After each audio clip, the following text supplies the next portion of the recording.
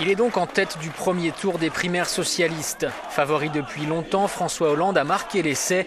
Mais pour le transformer et incarner la gauche à la présidentielle, il lui faudra conserver son avance. La partie est serrée car les deux candidats doivent se distinguer avec un discours commun. Je suis le candidat du changement. Au second tour, je porterai ce changement de fond. C'est bien leur mission finale, incarner le changement face à Nicolas Sarkozy.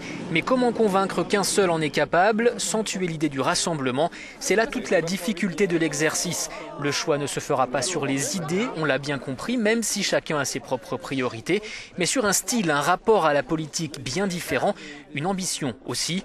L'une est tombée dans la bataille présidentielle un peu par hasard, l'autre ambitionne ce poste depuis très longtemps. Aux paroles, Martine Aubry préfère les actes. Si elle n'est pas une grande communicante, elle met toute son énergie à démontrer son expertise des dossiers et rappeler son expérience, notamment ministérielle et à la mairie de Lille, ainsi que les réformes dont elle est à l'origine. Hollande, lui, ne peut pas mettre en avant son expérience du pouvoir. C'est en coulisses qu'il a œuvré, notamment auprès de Lionel Jospin, et construit pas à pas son ascension. Aujourd'hui, il mise tout sur la communication, régime, gestuelle et intonation, il soigne son image. L'un comme l'autre ignorait sans doute au lendemain de la défaite en 2007 qu'il serait 5 ans plus tard face à face pour défendre les couleurs de la gauche. Et s'il lui mûrit ce projet depuis longtemps, c'est elle qui s'est montrée la plus agressive jusqu'à présent, alors que Hollande ne cesse de défendre l'idée du respect au risque de paraître trop mou. Sur les programmes, pas de différence, mais des nuances. L'une colle au projet officiel du parti, un discours exhaustif très marqué à gauche.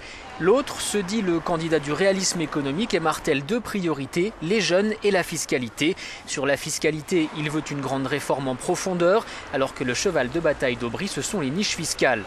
Sur les jeunes, Hollande a créé le concept de contrat de génération, exonérant de cotisations patronales pendant 5 ans une entreprise qui embauche un jeune de moins de 30 ans. Une idée jugée trop coûteuse par Aubry. Elle défend les emplois d'avenir, version actualisée des emplois jeunes de 1997, et en promet 300 000 en 5 ans.